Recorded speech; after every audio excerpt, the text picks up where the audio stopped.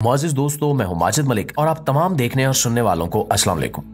दोस्तों, क्या आप जानते हैं कि यूक्रेन की जंग ने दुनिया को एक ऐसे बहरान में धकेल दिया है जिसके बारे में कोई बात नहीं कर रहा। लाखों लोग अपने घरों से बेदखल हो चुके हैं, लेकिन सबसे ज्यादा मुतासिर होने वाली वो लड़कियां हैं जो महफूज पनाह की तलाश में पोलैंड और दीगर यूरोपीय ममालिक पहुंच रही हैं, मगर इनके जिस्मों का इस्तेमाल करके एक ऐसा कारोबार किया जा रहा है कि खुदा की पनाह।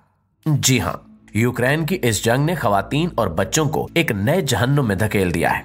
रिपोर्ट्स के मुताबिक ये लड़कियां इंसानी स्मगलिंग और जिस्म फरोशी जैसे घिनौने कारोबार का शिकार हो रही हैं। लेकिन ये सब कैसे और क्यों हो रहा है? क्या यूक्रेनी हुकूमत अपनी आवाम को तहफ्फुज देने में नाकाम रही है या इसके पीछे कोई और बड़ा खेल खेला जा रहा है? ये सब जानने के लिए इस वीडियो को आखिर तक जरूर देखिएगा। तो दोस्तों, यूक्रेन की जंग ने एक पूरे मुल्क को तहबाला करके रख दिया है। लाखों लोग अपने घर बार छोड़कर महफूज मकामात की तलाश में निकल चुके हैं और इनमें सबसे ज्यादा तादाद औरतों और बच्चों की है। ये वो लोग हैं जिनके शौहर, वालिद या भाई जंग में मसरूफ हैं या फिर मारे जा चुके हैं। ऐसी सूरत हाल में ये खवातीन और लड़कियां अपने तहफ्फुज के लिए हमसाय ममालिक और खास तौर पर पोलैंड का रुख कर रही हैं। लेकिन अफसोस, बजाय इन लड़कियों की मदद करने के इन्हें अपने घिनौने मकासद के लिए इस्तेमाल किया जा रहा है। बेसहारा लड़कियां जो अपने पेट की खातिर इधर उधर भटक रही हैं, इन लड़कियों को नौकरी के बहाने धोखे से वर्गलाया जाता है। कुछ को बेहतर मुस्तकबिल का ख्वाब दिखाया जा रहा है और कुछ को जबरदस्ती ऐसे घिनौने कामों में धकेला जा रहा है जिनका तसव्वुर भी लर्जा देता है। और ये सूरत हाल सिर्फ यहाँ पर खत्म ही नहीं होती, बल्कि इससे भी ज्यादा भयानक हकायक सामने आ रहे हैं।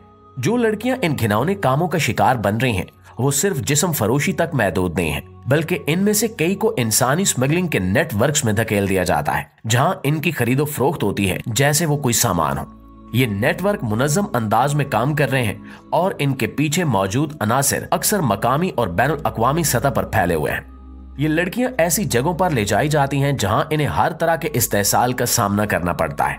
कुछ को घरेलू गुलामी में डाल दिया जाता है, कुछ को गैर कानूनी मजदूरी पर मजबूर किया जाता है और कुछ को ऐसे खुफिया नेटवर्क्स में डाल दिया जाता है जहां से वो कभी वापस नहीं आ पाती। ज्यादा अफसोसनाक बात यह है कि इनमें से ज्यादातर वाकयात रिपोर्ट ही नहीं होते, क्योंकि मुतासरीन को धमकाया जाता है या वो इतने बेयारो मददगार होती हैं कि इंसाफ के लिए आवाज ही बुलंद नहीं कर पाती। हाल ही में एक इंटरव्यू सामने आया है जिसने दुनिया के ज़मीर को झंझोड़ कर रख दिया है। ये इंटरव्यू एक 19 साला यूक्रेनी लड़की अना का था, जो जंग के तबाहकुन असरात और इंसानी स्मगलिंग की भयानक हकीकत को अयां करता है। अना की कहानी एक मामूली से गांव से शुरू होती है, जहां इसने अपने वालिद, भाई और मां के साथ पुरसकून जिंदगी गुजारी। लेकिन जंग ने सब कुछ बदल कर रख दिया। अना के वालिद और भाई दोनों ने अपनी सरजमीन की हिफाजत के लिए जंग में कदम रखा। जल्द ही दोनों की शहादत की खबरें आ गईं।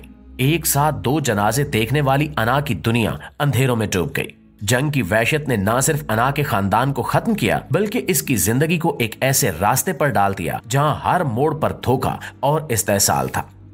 अपने गांव में मजीद ठहरना अना के लिए मुमकिन नहीं रहा। खाने की कमी, बमबारी और मुस्तकिल खतरा हर तरफ मंडला रहा था। लिहाजा इसने अपनी मां के साथ पोलैंड जाने का फैसला किया, जहां मुहाजिरीन के कैंप लगाए गए थे। सफर तवील और खतरनाक था, लेकिन अना को उम्मीद थी कि पोलैंड पहुंचकर वो एक नई जिंदगी शुरू करेगी। पोलैंड पहुंचने के बाद अना और उसकी मां को एक मुहाजिर कैंप में जगह मिली। ये कैंप बहुत ज्यादा लोगों से भरा हुआ था और वसाइल की कमी वाज़ेह थी। ऐसे में एक औरत अना के पास आई और उसे नौकरी की पेशकश की। वो औरत इंतहाई हमदर्द दिखाई दी और अना को यकीन दिलाया कि वो उसे महफूज जगह पर ले जाएगी, जहां उसे अच्छा घर और बेहतर जिंदगी मिलेगी। अना ने अपनी मां को कैंप में छोड़ा और उस औरत के साथ जाने का फैसला किया, लेकिन जल्द ही उसे एहसास हुआ कि वो एक धोखे का शिकार हो चुकी है। उस औरत ने अना को एक ऐसे ग्रुप के हवाले कर दिया जो खवातीन को जबरदस्ती जिस्म फरोशी पर मजबूर करता था। अना को धमकाया गया, मारा गया और कैद में रखा गया। ये ग्रुप अना को एक ऐसे शहर ले गया जहां वो बिल्कुल तन्हा थी। उसे जाली शनाख्त दी गई और उसके तमाम कागजात छीन लिए गए ताकि वो कहीं भाग ना सके। अना को घिनौने काम करने पर मजबूर किया गया और जो पैसा वो कमा कर देती वो सब उस ग्रुप के पास चला जाता। अना को रोजाना जिस्मानी और ज़हनी तशद्दुद का सामना करना पड़ता। इसे ग्राहकों के साथ जबरदस्ती भेजा जाता और अगर वो इनकार करती तो उसे भूखा रखा जाता या मारा पीटा जाता। कई मरतबा वो सोचती कि अपनी जान ले ले, लेकिन उसे उम्मीद थी कि शायद किसी दिन कोई उसे इस जहन्नुम से निकाल लेगा। एक दिन अना ने एक ग्राहक को अपनी कहानी सुनाने की हिम्मत की। वो ग्राहक एक सहाफी था जो इंसानी स्मगलिंग पर काम कर रहा था।